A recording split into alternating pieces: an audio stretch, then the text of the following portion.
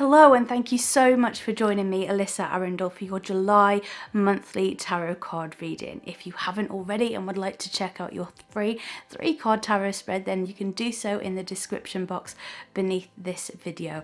They're written for the past, present and future tenses in mind, so you really get an overarching idea and feel for what's going on in your specific circumstance. But if you would like a more detailed view, you can always reach out to me directly for a live or recorded one-to-one session. I'd also be really honoured if you hit the subscribe button and notification bell. That way you get alerted every time Patrick and I drop a new video, and this includes our daily show. But without further ado, let's get into our reading to see what July holds for you. Hello Taurus, and thank you so much for joining me for your monthly tarot reading for July 2020. Let's have a little look at what's going on here in your present situation. The card that comes up for your present here, Taurus, is Judgment. Judgment can often mean that we have some choices to make. It can also be a karmic revelation coming back into your existence. So if you have been wronged in the past, or you are waiting for some kind of legal settlement, this could go in your favour. It's also building up from anything that has been destroyed. Judgment can often seem like a bit of a scary card because we might feel like we are going to be judged. But really this is judgments of our own life. What do we stand for? You know, what your morals are. Really digging in deep and figuring out the people that you want to be surrounded with. In fact, do they hold your values? It's okay to have differences, but are those moral core values the same or similar? What's blocking you this month here? We have the Ace of Cups. I feel a relationship may be heavy on your mind this month. It could be that you've had a physical distance if you have been isolated in terms of the COVID-19 outbreak, and this could be that you are missing your family, missing a lover, missing just contact with other people.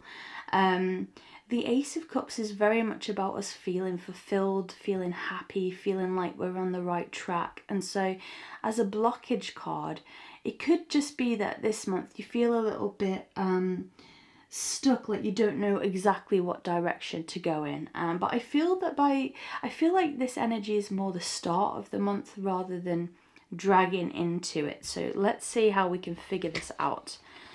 So the card here that grounds you is the Three of Pentacles. This is a card of teamwork, working together. It's the card of the mason and the 2 apprentices, really pooling your efforts with a team to get things done. I do feel that this could be a family situation where you're having to work very closely with your family to straighten something out.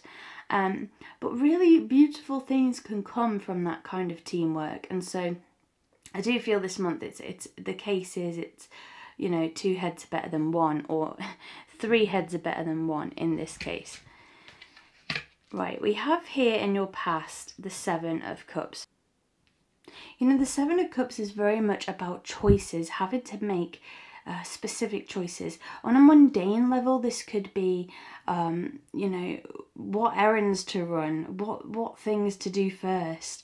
It can bring a little bit of overwhelm because there's so many things to juggle. And I think this month will probably potentially go more smoothly if you've focused on one of these things in the past.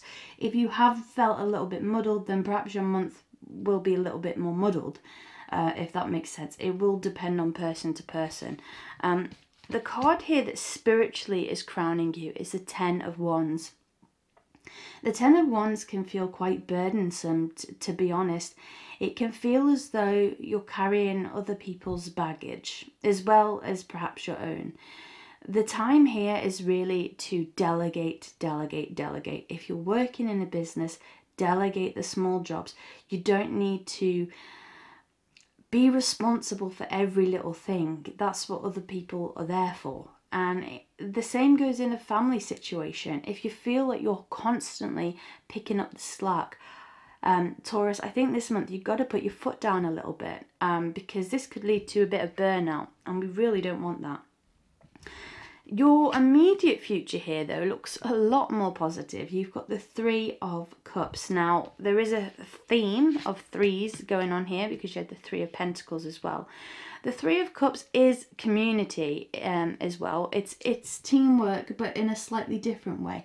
This is a community celebrating. So usually this can depict births, engagements, christenings. So it could be that you hear some news of a potential new birth or couple getting engaged.